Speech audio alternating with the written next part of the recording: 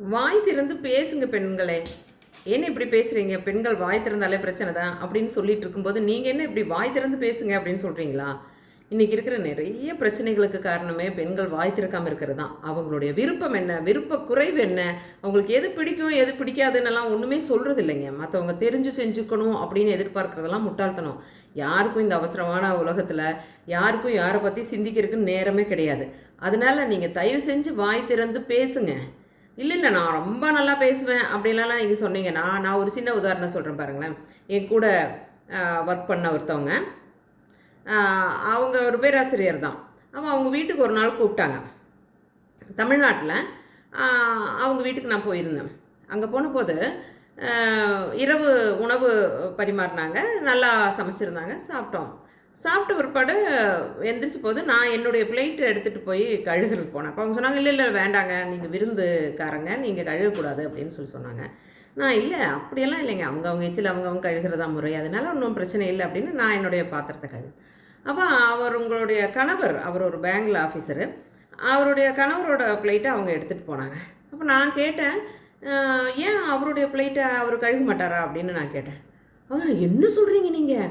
அப்படியெல்லாம் ஒரு காலம் இல்லை, அதெல்லாம் காலங்களில் நான் தாங்க கழுகிட்டு இருக்கேன். அப்போ நான் கேட்டேன் அவங்ககிட்ட, நீங்கள் இதை அவங்கக்கிட்ட ஒரு நாள் சொல்ல வேண்டியதானே, நீங்கள் அதை உங்கள் எச்சில் நீங்கள் கழுகுங்கன்னு சொல்ல வேண்டியதானே. ஐயோ அது எப்படிங்க, அவ்வளோதான் வீடே 2 ஆயிரும் அப்படின்னாங்க. அப்புறம் நான் அவர்கிட்ட ரொம்ப ஃப்ரெண்ட்லியாக, ரொம்ப நல்ல மனுஷன் அவர்கிட்ட நான் கேட்டேன், என்ன சார் நீங்கள் உங்கள் பிளேட்டை நீங்கள் கழுகுறது இல்லையா, இன்றைக்கும் உங்கள் ஒய்ஃப் கழுகிட்டு இருக்காங்க அப்படின்னு சொல்லி நான் கேட்டேன். என்ன மேடம் இதுதானே எல்லா பக்கம் முறை அப்படின்னு அவர் ரொம்ப ஷாக்கிங்காக, எப்படி பாரதியார்கிட்ட நிவேதிதா மேடம் கேட்டாங்க இல்லையா, அவங்க நீ பாரதி ஊரில் இருக்கிற பெண்ணை பற்றியெல்லாம் பேசுகிறியா, உன் ஒய்ஃபை பற்றி யோசிக்கலையான்னு கேட்டபோது அவர் அப்படியே ஷாக் ஆனார் இல்லையா. அடா ஆமாம் இல்லைன்னு. அது மாதிரி இவருக்கு ஒரு மாதிரி, ஏங்க அது ஒரு பிரச்சனையாங்க அப்படின்னு நான் சொன்னேன். என்னைக்காவது ஒரு நாள் உங்கள் மனைவியோட பிளேட்டை நீங்கள் கழுகிருக்கீங்களா? இல்லைங்க அப்படின்னு. ஏன் அது எச்சில் கழுகு? அப்போ நான் சொன்னேன், அதே மாதிரி தானே உங்களை மாதிரி ரத்தம் சதையும் இருக்கிறேன், உங்களை மாதிரி ஏன் உங்களை விட சம்பளம் கூடுதலாக வாங்குகிறேன், நிறைய படித்திருக்கிறேன், உங்கள் மனைவிக்கும் அந்த மாதிரி ஒரு ஒரு ஒரு ஃபீல் இருக்காதா, என்னுடைய கணவருடைய எச்சிலை நான் கழுகிறேன் அப்படின்னு ஒரு ஃபீல் இருக்காதா? அது கணவனோட பாத்திரத்தை கழுகிற தப்பு இல்லை, நீங்களும் அதே மாதிரி மனைவியோட பாத்திரத்தையும் நான் கழுவேன் அப்படின்னு இருந்ததுன்னா அது பிரச்சனையே இல்லைங்க. எல்லாத்துக்கும் ஒரு சுயமரியாதை இருக்குல்ல, ஏன் நீங்கள் உங்களுக்கு அப்படி தோணலையா அப்படின்னு கேட்டபோது அவருக்கு, இல்லைங்க அப்படியெல்லாம் என் ஒய்ஃபுக்கு அப்படியெல்லாம் இல்லைங்க அப்படின்னு. அது எப்படிங்க உங்களுக்கு தெரியும் அப்படின்னு நான் கேட்டேன்.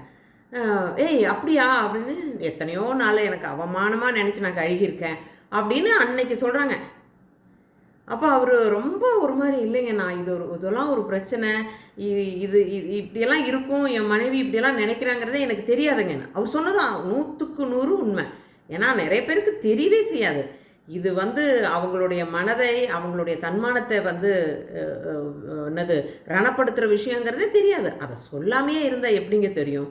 இந்த மாதிரி தான் சின்ன சின்ன விஷயங்கள் கூட அவங்களுக்கு எது பிடிக்கும் எது பிடிக்காது, நீங்கள் உடனே சண்டை போட்டு அப்படி பண்ணி இப்படி அதெல்லாம் இல்லைங்க. ரொம்ப நாகரீகமாக, எனக்கு அவமானமாக இருக்குது, இது எனக்கு பிடிக்கல, எனக்கு இது பிடிக்கும், எனக்கு இது வேண்டாம் அப்படின்னு சொல்ல வாய் திறந்து, அனாவசியமாக சண்டை போடுறதுக்கும் அனாவசியமாக என்ன புரணி பேசுகிறதுக்கெல்லாம் முயற்சி பண்ணிகிட்ருக்குறோமே.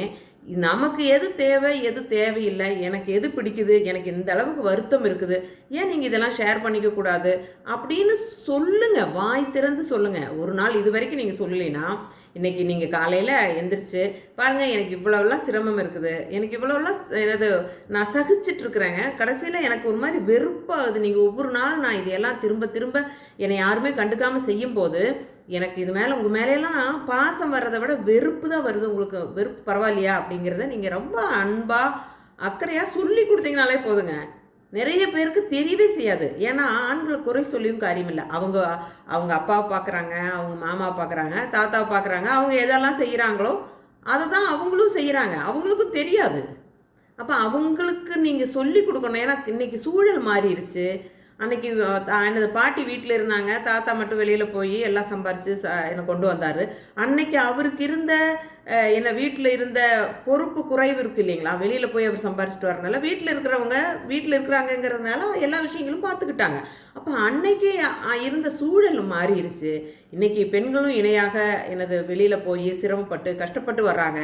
அன்றைக்கும் அந்த பாட்டி செஞ்ச விஷயங்களவே செய்யணும் அப்படின்னு எதிர்பார்க்கறது முறையா ஆண்களே? நீங்கள் நினச்சி பாருங்கள். இந்த பெண்கள் அதனால் நீங்கள் வாய் திறந்து நீங்கள் சண்டையெல்லாம் போடணும்னு நினைக்காதீங்க. நீங்கள் ஒவ்வொரு தடவையும் உங்களுடைய ஸ்பவுஸ் யாரானாலும் ஆணானாலும் பெண்ணானாலும் நீங்கள் அழுத்தம் கொடுக்கும்போது அது என்ன ஆகும் தெரியுங்களா? நீங்கள் அது ஒரு இடத்துல அப்படியே இந்த சுகர் பேஷண்ட்ஸுக்கு சொல்லுவாங்க இல்லையா, அந்த ரத்தத்தில் இருக்கிற அந்த சுகர் செல்ஸ் வந்து கண்ணாடி சில்லு மாதிரி அந்த ரத்தங்கள், அதாவது ரொம்ப தூரத்தில் இருக்கிற நரம்புகளில் போய் அதை அப்படியே ஸ்டோர் பண்ணி கடைசியில் காலையெல்லாம் வெட்ட வேண்டி வரும் அப்படின்னு சொல்லுவாங்க, பார்த்துருக்கீங்களா? அதே மாதிரி நீங்கள் இப்போ வந்து நீங்கள் வெற்றி பெற்று விட்டதாக நினச்சிக்கலாம். ஓகே, நான் வந்து வாவ், நான் ஒரு ஆண், நான் ஜெயிச்சிட்டேன் அப்படின்னு. ஆனால் இது இந்த சுகர் பேஷண்ட்ஸனுடைய அந்த ரத்த நாளங்களில் போய் அந்த வெறுப்பு, என்னது, சுகர் அடிக்கிற மாதிரி இந்த வெறுப்பு கொஞ்சமாக போய் நீங்கள் பார்த்தீங்கன்னா கொஞ்சம் வயசான மனைவிகளை பார்த்தீங்கன்னா ஒரு 60 வயசுலாம் அவங்க கணவனை மேலே அப்படியே வெறுப்பு கொட்டி அப்படி வச்சுட்ருப்பாங்க. ஏன்னா அப்படி பாடுபடுத்தியிருப்பாங்க. புரியுதா? அப்போ உண்மையிலேயே உங்கள் மனைவி நாளைக்கு உங்களை இந்த மாதிரி வெறுத்து இவெல்லாம் செத்தா என்னன்னு நினைக்கிற எத்தனையோ பெண்கள் தெரியும். அந்த அளவுக்கு போகாமல் இருக்கணும்னா நீங்கள் அவங்கள பேச சொல்லுங்கள். தயவு செய்து பெண்களே, நீங்கள் வாய் திறந்து உங்களுக்கு இது பிடிச்சிருக்கு இது பிடிக்கல அப்படிங்கிறத அன்பாகவே நீங்கள் சொல்லலாம். அதுக்காக வாய் திறங்கள் பெண்களே அப்படின்னு நம்ம ஒரு ஒரு ஒரு மூமெண்ட்டிவே செஞ்சிடலாம். அதுதான் நல்லது. இன்றைக்கி நிறைய குடும்பங்களில் எல்லா பிரச்சனைக்குமே காரணம் எதுன்னு பார்த்தீங்கன்னா அவங்களுக்குள்ள ஒரு கம்யூனிகேஷன் இல்லைங்கிறது தான். யாருமே இதை போய் அவகிட்ட சொல்லவா அப்படின்னு, இவங்க இதை போய் அந்த ஆள்கிட்ட சொன்னால் அந்த ஆள் கேட்கவா போகிறான் அப்படின்னு இவங்களே சில முடிவுகளை எடுத்துக்கிறாங்க. அப்படி எடுக்காதீங்க. அவங்க எல்லாம் உங்களுடைய பார்ட்னர் தானே, நிச்சயமாக அதை கன்சிடர் பண்ணுவாங்க. வாய் திறந்து பேசுங்கள். பேசுவீங்கன்னு நினைக்கிறேன். இது உங்கள் நண்பர்கள்கிட்டையும் பகிரணும். சந்திப்போம். வணக்கம்.